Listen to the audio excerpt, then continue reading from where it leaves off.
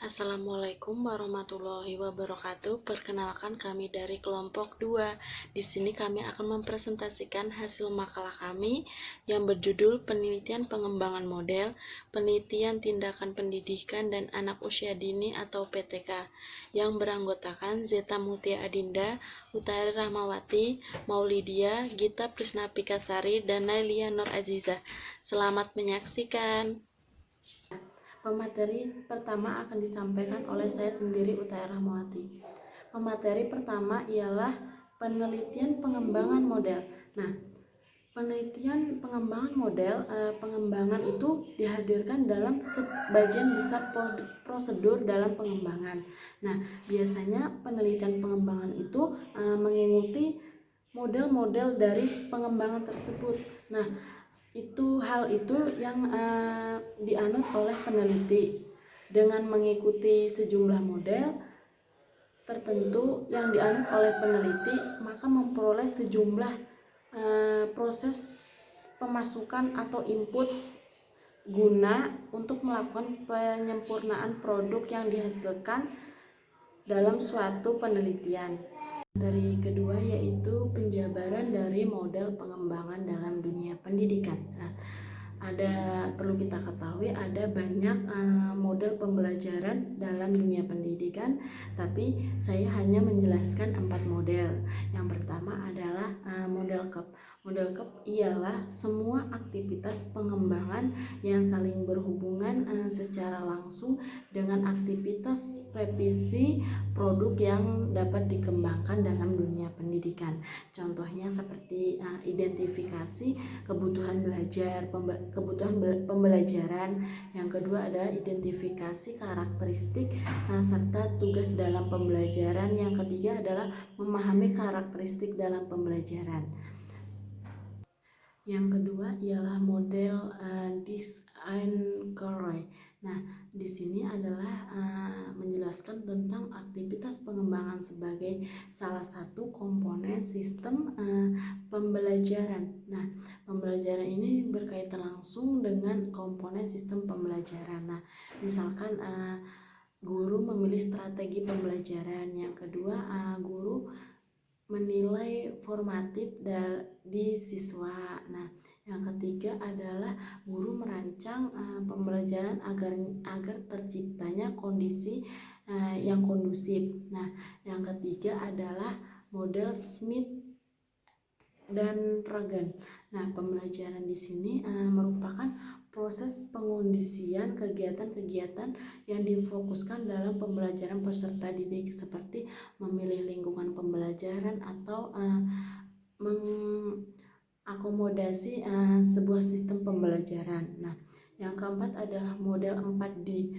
Nah, model 4D ini biasanya berfokus pada usaha guru dalam mengembangkan perangkat pembelajaran, bukan model sistem pembelajaran.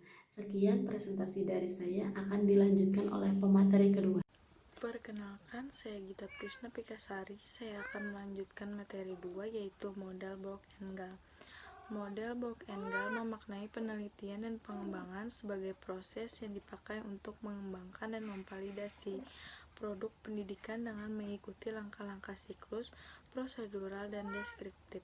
Penelitian dan pengembangan meliputi kajian produk yang dikembangkan, pengembangan produk berdasarkan temuan tersebut, melakukan uji coba lapangan sesuai dengan latar penggunaan produk, dan revisi produk berdasarkan hasil uji lapangan. Langkah-langkah model pengembangan atau riset dan development Borg-Engel adalah: yang pertama ada studi pendahuluan, perencanaan, pengembangan rancangan produk awal, uji lapangan awal, revisi produk awal, uji lapangan utama, revisi produk kedua, uji kelompok, revisi produk akhir, dan diseminasi dan implementasi. Selanjutnya ada model RDR atau Research Development Research, merupakan model linear dan sirkuler yang melihat pengembangan sebagai tahap-tahap terwujudnya produk pengembangan. Sesuai dengan namanya, model ini memiliki 3 kegiatan pokok pengembangan yang ringkas, yaitu melakukan penelitian pendahuluan, pengembangan perangkat produk, dan melakukan uji keefektifan produk. Penelitian pendahuluan digunakan untuk memperoleh informasi awal kebutuhan, kondisi lapangan, dan kelayakan pengembangan produk. Hasil studi pendahuluan ini digunakan untuk merancang dan mengembangkan produk. Setelah itu, rancangan produk diuji keefektifannya. Dalam model RDR ini, uji keefektifan produk merupakan kegiatan yang sangat penting karena tujuan pokoknya untuk mengembangkan adalah mengembangkan produk dan menguji keefektifan produk. Yang ketiga ada model R2R2 atau Relative Recursive Design dan Deployment Model. Merupakan model konstruktivis, invertivis, kolaboratif, dan non-linear pengembangan R2D2. Terdapat 4 prinsip yang lentur dan terbuka, yaitu rekursi, refleksi, non-linear, dan partisipatoris.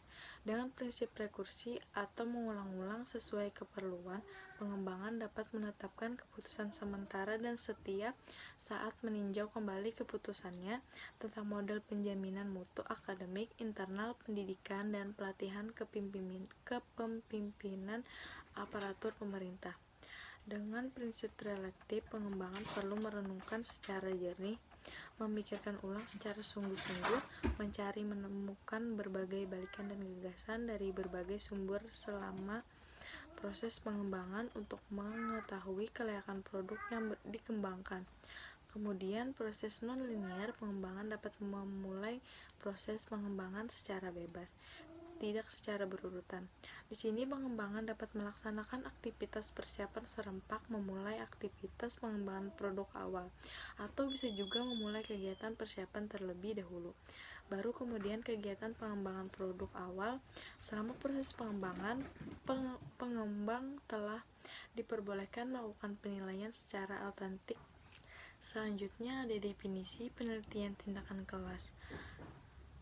Penelitian tindakan kelas disebut juga dengan classroom action research. Belakangan ini, penelitian tindakan kelas di negara-negara maju seperti Inggris, Amerika, Australia, dan Kanada telah berkembang pesat. Para ahli penelitian pendidikan akhir-akhir ini yang menaruh perhatian yang cukup besar terhadap penelitian tindakan kelas. Faktor penyebabnya adalah karena jenis penelitian ini mampu menawarkan peningkatan kompetensi profesional guru dalam proses pembelajaran di kelas dengan melihat sebagai indikator keberhasilan proses dan hasil pembelajaran yang terjadi pada siswa. Seorang penelitian mengatakan bahwa penelitian tindakan kelas merupakan bentuk penelitian relatif yang dilakukan oleh guru sendiri, yang hasilnya dapat dimanfaatkan sebagai alat untuk pengembangan dan perbaikan pembelajaran. Selanjutnya, penelitian tindakan kelas atau PTK dapat didefinisikan yaitu sebagai suatu bentuk penelitian yang bersifat relatif dengan melakukan tindakan-tindakan tertentu untuk memperbaiki dan meningkatkan praktik pembelajaran di kelas secara lebih berkualitas sehingga siswa dapat memperoleh hasil belajar yang lebih baik. Oleh karena itu, penelitian tindakan kelas merupakan penelitian yang bersifat preparatif, artinya penelitian yang dilakukan untuk memperbaiki proses pembelajaran agar siswa bisa mencapai hasil yang maksimal. Nama saya Zeta Muti Adinda. Saya akan menjelaskan tentang tujuan penelitian tindakan kelas. Tujuan utama penelitian tindakan kelas adalah memecahkan permasalahan nyata yang terjadi di dalam kelas sekaligus mencari jawaban secara ilmiah mengapa hal tersebut dapat dipecahkan melalui tindakan yang akan dilakukan. Jadi melalui penelitian tindakan kelas tersebut, peneliti dapat mengetahui permasalahan yang terjadi di dalam kelas dan memecahkan jawabannya secara ilmiah secara kajian teori mengapa hal tersebut dapat dipecahkan melalui teori tersebut dan tindakan yang akan dilakukan tersebut. Secara lebih rinci ada 4 tujuan penelitian tindakan kelas. Yang pertama, meningkatkan mutu isi, masukan, proses, dan hasil pendidikan dan pembelajaran di sekolah. Maksudnya meningkatkan kualitas isi, meningkatkan kualitas pembelajaran, proses pembelajaran ataupun hasil pembelajaran yang terjadi di dalam sekolah. Misal, dengan melakukan penelitian tindakan kelas tersebut, peneliti dapat meningkatkan kualitas proses, entah itu proses ataupun hasil pembelajaran yang ada di sekolah. Yang kedua, membantu guru dan tenaga kependidikan lainnya dalam mengatasi masalah pembelajaran dan pendidikan di dalam dan luar kelas. Jadi dengan melakukan penelitian tindakan kelas, peneliti dapat membantu guru dan membantu tenaga kependidikan lainnya dalam mengatasi permasalahan yang ada di dalam kelas tersebut. Misalkan masalah tersebut adalah salah satu contohnya rendahnya nilai murid dalam pelajaran bahasa Inggris. Nah, dengan melakukan penelitian tindakan kelas tersebut, maka peneliti dapat mengetahui apa yang menyebabkan masalah tersebut dapat terjadi dan memiliki solusinya untuk mengatasi masalah tersebut. Sehingga guru yang memiliki masalah yang seperti itu dapat mengikuti atau memakai solusi yang diberikan oleh peneliti dalam mengatasi masalah yang ada di dalam kelas tersebut. Yang ketiga, meningkatkan sikap profesional pendidik dan tenaga kependidikan. Maksudnya meningkatkan sikap profesional, meningkatkan sikap yang ada di dalam guru tersebut. Misalkan dalam suatu permasalahan di dalam kelas, ada permasalahannya disebabkan oleh faktor guru yang kurangnya interaksi dengan para anak-anak sehingga pembelajaran menjadi lebih monoton atau biasa saja dan tidak ada semangat belajar. Nah, dengan permasalahan tersebut dapat diketahui bahwa faktor penyebabnya adalah kurangnya kualitas guru dalam proses belajar mengajar.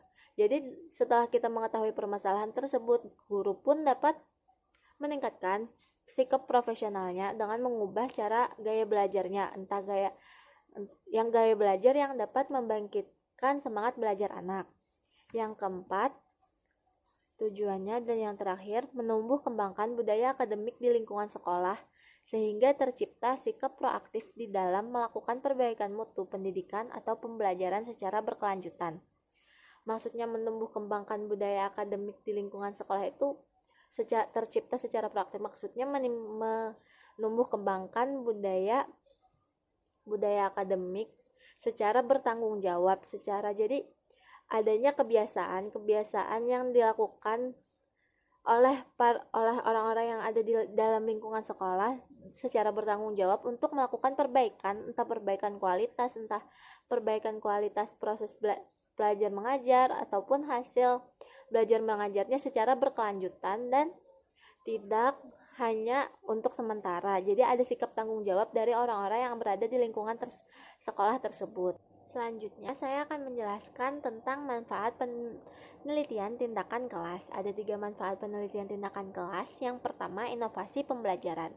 Pada aspek inovasi pembelajaran, guru harus memiliki keinginan untuk mengubah, mengembangkan, dan meningkatkan gaya belajar yang telah dimiliki guru agar mampu menghasilkan model pembelajaran yang baru yang sesuai dengan tuntutan yang ada di kelas tersebut. Jadi dengan melakukan Jadi seorang guru harus memiliki keinginan untuk berinovasi, untuk mengubah gaya belajar, model pembelajarannya agar sesuai dengan tuntutan yang ada di kelas tersebut. Dengan inovasi pembelajaran, benar-benar nyata dari permasalahan yang dihadapi oleh guru, sehingga akan jauh lebih efektif daripada guru mengikuti penataran-penataran, karena pada penataran-penataran hanya diberikan teori-teori yang belum tentu sesuai dengan keadaan ataupun situasi yang dialami oleh guru di kelas tersebut. Yang kedua, pengembangan kurikulum di tingkat sekolah dan kelas. Pada aspek pengembangan kurikulum, penelitian tindakan kelas sangatlah efektif jika dimanfaatkan oleh guru. Penelitian tindakan kelas akan sangat bermanfaat jika digunakan sebagai salah satu masukan dalam manajemen dan pengembangan kurikulum. Yang ketiga, peningkatan profesionalisme guru. Pada aspek profesional, sudah tentu guru akan melihat secara langsung permasalahan yang ada terjadi di dalam kelas sehingga guru dapat mengkritisi terhadap praktik pembelajaran di kelas dengan melihat, mengkaji, mengevaluasi kinerja, kemudian akan memperbaiki sendiri, merefleksikan atau menyadari kesalahan apa yang selama ini terjadi, kesalahan apa yang selama ini ada pada guru tersebut, sehingga guru dapat memperbaiki sikapnya, sehingga guru akan memperoleh kemandirian secara profesional. Demikian penjelasan dari saya. Kepada pemateri selanjutnya dipersilakan. Assalamualaikum warahmatullahi wabarakatuh. Perkenalkan, nama saya Nailia Nur Azizah. Pada kali ini saya akan menyampaikan materi mengenai model dalam penelitian tindakan kelas. Yang pertama yaitu ada model diskusi kelompok. Model diskusi kelompok ini yaitu terdapat beberapa kelompok dalam satu kelas yang dibagikan oleh guru mereka, dan mereka wajib memiliki ketua yang akan memimpin jalannya diskusi mereka. Nah, yang kedua yaitu model presentasi kelompok. Model presentasi kelompok ini tindakan yang akan diambil oleh mereka setelah mereka menyelesaikan diskusi dengan tema yang telah ditentukan oleh guru mereka, dan mereka akan menyampaikannya di depan kelas dengan didengar oleh kelompok yang lainnya. Yang ketiga yaitu ada model debat. Model debat ini akan dilakukan atau dilaksanakan dengan dua kelompok, yaitu yang kita ketahui yang pertama kelompok pro dan yang kedua ada kelompok kontra.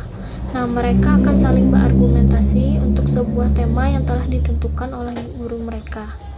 Dan yang terakhir ada model seminar forum. Model seminar forum ini yaitu yang diadakan melalui kegiatan seminar yang dikembangkan dengan modifikasi adanya kegiatan forum dan diskusi kelompok. Sekian dari materi yang saya sampaikan, dan selanjutnya akan dilanjutkan oleh teman saya yang bernama Maulidia. Terima kasih. Assalamualaikum warahmatullahi wabarakatuh. Berkelompok 2 metode penelitian. Di sini saya akan menjelaskan apa itu data kualitatif dan data kuantitatif. Analisis data kualitatif digunakan menentukan peningkatan proses belajar, khususnya berbagai tindakan yang dilakukan oleh guru. Sedangkan analisis kuantitatif digunakan untuk menentukan peningkatan hasil belajar siswa sebagai pengaruh dan sikap tindakan yang dilakukan oleh guru. Analisis data biasanya digunakan melalui 3 tahap. Pertama, reduksi data, yaitu kegiatan menyeleksi data sesuai dengan fokus masalah. Pada tahap ini, guru atau peneliti mengumpulkan semua instrumen yang digunakan untuk mengumpulkan data, kemudian dikelompokkan berdasarkan kedua mendeskripsikan data sehingga data yang telah diorganisir jadi bermakna. Mendeskripsikan data bisa dilakukan dalam bentuk naratif, membuat grafik, atau menyusunnya dalam bentuk tabel. Pada tahap ketiga adalah membuat kesimpulan berdasarkan deskripsi data. Dalam proses penelitian, menganalisis dan menginterpretasi data berupa langkah sangat penting. Sebab data yang telah terkumpul tidak akan berarti apa-apa tanpa dianalisis dan diberi makna melalui intervensi. Proses analisis dan interpretasi data dalam PTK diarahkan untuk mengumpulkan informasi yang diperlukan untuk menjawab rumusan masalah dan pertanyaan penelitian. Nah, itu tadi penjelasan saya dan teman-teman saya. Saya ucapkan salah hilap, mohon maaf. Wassalamualaikum warahmatullahi wabarakatuh.